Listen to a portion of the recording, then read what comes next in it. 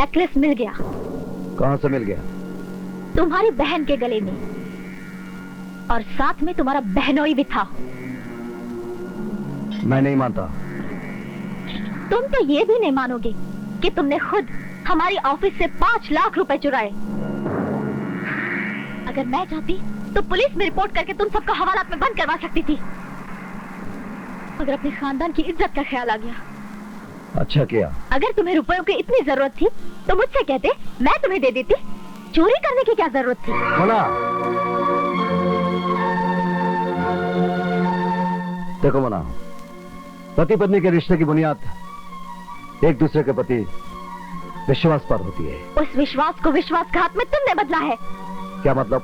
औरत सब कुछ बर्दाश्त कर सकती है, मगर अपने पति को किसी दूसरी औरत के पहलू में कभी नहीं देख सकती। क्या बकवास कर रही हो तुम? ये बकवास नहीं, हकीकत है। तुम मेरा खाते हो, मेरा पीते हो, मेरे मकान में रहते हो, मेरी गाड़ी में घूमते हो, और रात एक आवारा औरत के साथ गुजारते हो। ये झूठ है। ये झूठ नहीं, सच है।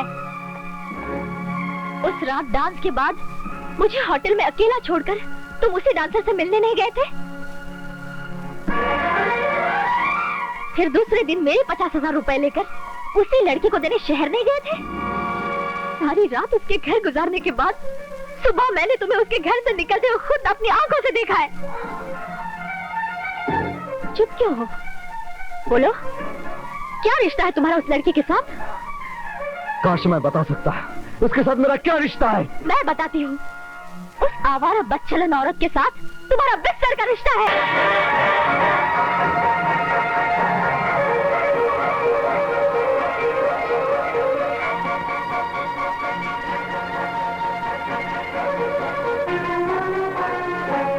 तुम्हारी ये मजाल कि तुमने मेरी बेटी पर हाथ उठाया। मोना मेरी पत्नी है, इसीलिए सिर्फ तमाचा मारा है। किसी और ने ऐसी बेहुदा बात की होती तो सर काट के चौराहे पे फेंक देता। मोना,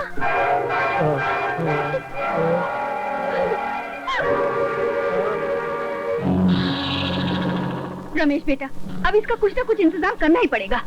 आपका हुक्म सर आंखों पर। अब देखिए मैं कैसा पपलू चलाता हूँ। आप एक काम कीजिए, आप जरा मोना को शांत कीजिए। हाँ। जाइए जाइए जाइए। हाँ। पपलू उठे। मैं हूँ आपके पुराने वफादार खादिम गोपाल दास का बेटा रमेश। आपकी कंपनी का जनरल मैनेजर भी मैं ही हूँ। मालकिन के हुक्म के मुताबिक गुंडों के जरिए मैं आपके दामाद को ठिकाने लगाने जा रहा हूँ इधर। और उसके बाद भगवान की कृपा से आपकी बेटी मोना विधवा हो जाएगी और फिर मैं उससे शादी कर लूंगा। और अगर वो मोना ना मानी तो आपको और मालकिन को खत्म करने की धमकी देकर मैं उस बेचारी को मना लूंगा। इसको कहते हैं पपलू चलाना। ससुर जी, इमोशनल ब्लैकमेल। रमेश, ठीक है, तुम क्या कहते? जी, आपको मालूम नहीं, वो खुद मुझे यहाँ लेकर आए हैं। अच्छा। मैं कसम खाकर कहता हूँ कि हार बेचने वाले का नाम, पता, चेहरा मुझे कुछ याद नहीं आ रहा। अच्छा, 10 साल पहले अगर आपसे कोई 5 पैसा लेकर जाए ना, उसका नाम, उसका पता, उसके पूरे खानदान का एड्रेस याद रहता है आपको। और इतना कीमती हार कौन बेच के गया वो याद नहीं है आपको? अरे किसको सीधी लगा रहे आप? अपनी बुद्धि पर थोड़ा जोर दीजिए और याद करने की कोशिश कीजिए। आपकी निर्दोष बेटी और दामाद पर चोरी का इल्जाम लगाया गया है। वो मैं समझता हूँ, सब कुछ समझता हूँ, लेकिन लाख कोशिश करने पर भी मुझे कुछ याद नहीं आ रहा है। मगर समझी जी, आप चोरी का माल खरीदते क्यों हैं?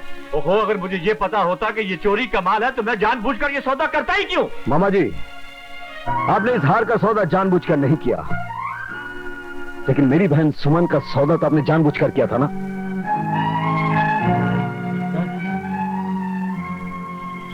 सुमन का? अनिल, ये तुम क्या कह रहे हो बेटा? मामा जी, जब मैं परीक्षा देने शहर गया था तो मामा जी ने आप लोगों को बताया बिना 20,000 रुपए लेकर सुमन की शादी जबरदस्ती किसी बुढ़े के साथ तय कर दी थी। लेकिन सुमन अपनी जान छुड़ाकर भागी और नदी में कूदकर आत्महत्या कर ली। बताइए मामा जी, ये सच है या झूठ? मैं आपसे पूछ रहा हूं, बताइए ये सच है या झूठ?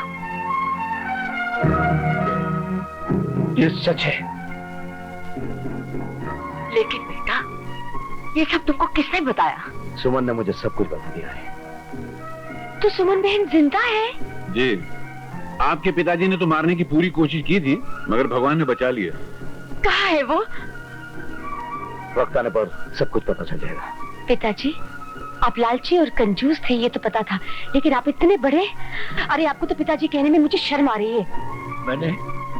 मैंने ऐसा घिनौना पाप किया है कि मैं इस दुनिया में किसी को मुंह दिखाने के काबिल नहीं रहा।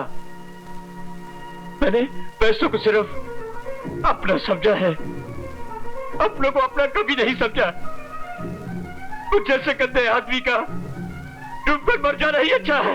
रुक जाइए मामा जी। छोड़ दो छोड़ दो मुझे जिंदा रहने का कोई अधिकार नहीं है। मामा जी, छोड़ दो। मामा जी। अरे मैं लेकर आता हूँ ना।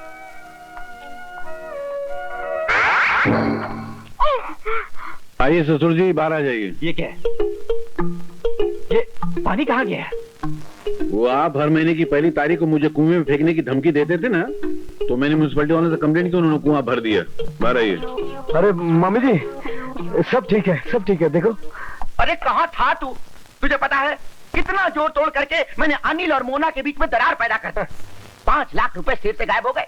सारा इल्जाम मैंने अनिल पे लगाया ताकि वो जेल जाए, और तू है कि मोना के दिल पे कब्जा करने के बजाय उस भिखारी को उठा लाया। बस करो ये भाषण, बस करो। वो 5 लाख रुपए मैंने चुराए थे। क्या? हाँ, और अनिल के पास इस बात का सबूत भी है। लेकिन घबराने की कोई बात नहीं है, क्योंकि बड़ी मालकिन ने मुझे उसे रास्ते से साफ करने का हुक्म दे दिया है। और मैंने राजू दादा को उसे खत्म करने का बबलू, मेरा मतलब है कि सुपारी भी दे दी है। क्या? भगवान, इससे अच्छा होता कि तू मुझे मौत दे देता। मेरे घर में मेरी नजरों के सामने ही इतना बड़ा अनर्थ हो रहा है, और मैं मजबूर सिर्फ देख रहा हूं। किसी को रोकने के लिए न कुछ कर सकता हूं, न कुछ कह सकता हूं, लेकिन अब ये बर्दाश्त नहीं होता, बर्दाश्त नहीं होता मुझसे, नहीं बर्दाश्त होता।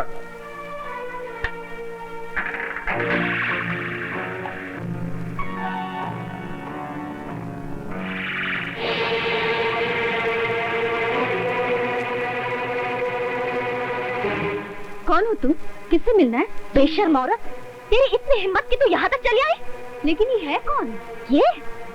ये वो औरत है जो होटलों में अपने जिस्म की गंदी नुमाइश करती है।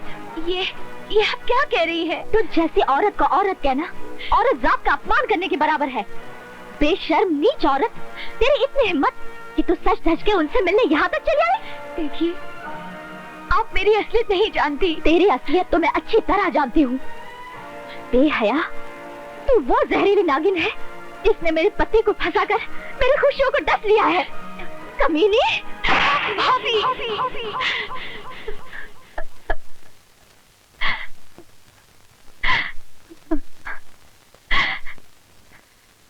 भाभी?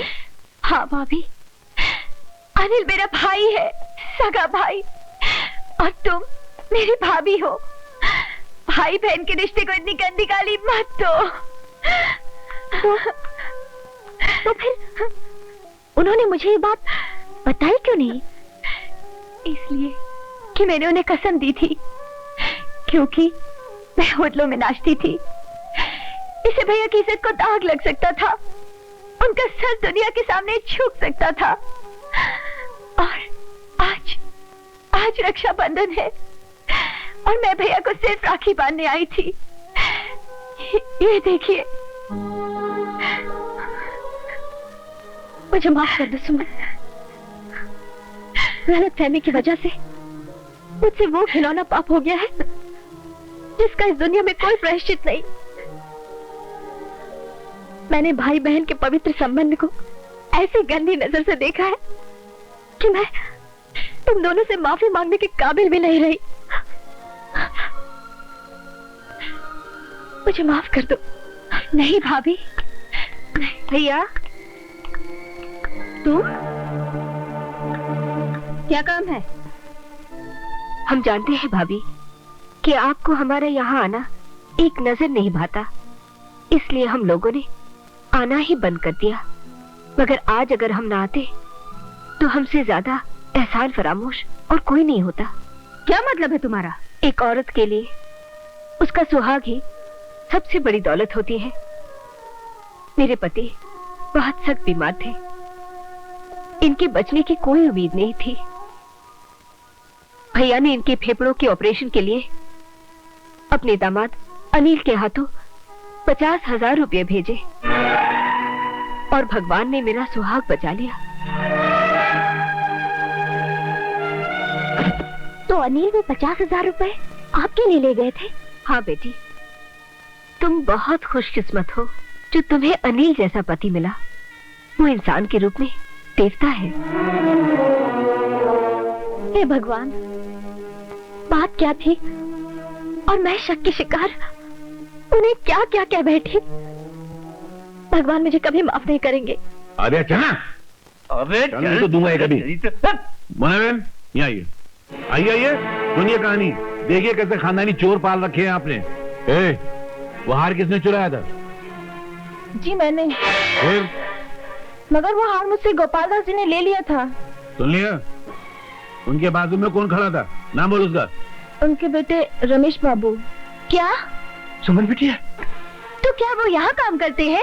सुमन, शुक्र है बहन तुम मिल गई। लेकिन तुम रमेश को कैसे जानती हो? वो मेरे पति हैं। क्या? हाँ भाभी। चले चोर लखपतिया, आगे की कहानी सुना तो अपनी घटिया जमानी। चल बोल। गोपाल दास जी ने वो हार मुझे बेचने के लिए दिया, जिससे मैंने साधुराम जी के यहाँ 20,000 में बेच दिया और पैसे लाकर गोपाल दास जी को दे दिए। हाँ, मैं तो भूल ही गया था कि वो हार मैंने कहां से खरीदा है। लेकिन आज जब मैं प्यारे से मिलने के लिए आपके ऑफिस गया तो वहां मुझे ये कमबख्त चोर लखपति नजर आया और मैं इसे घसीटता हूं यहाँ ले आया।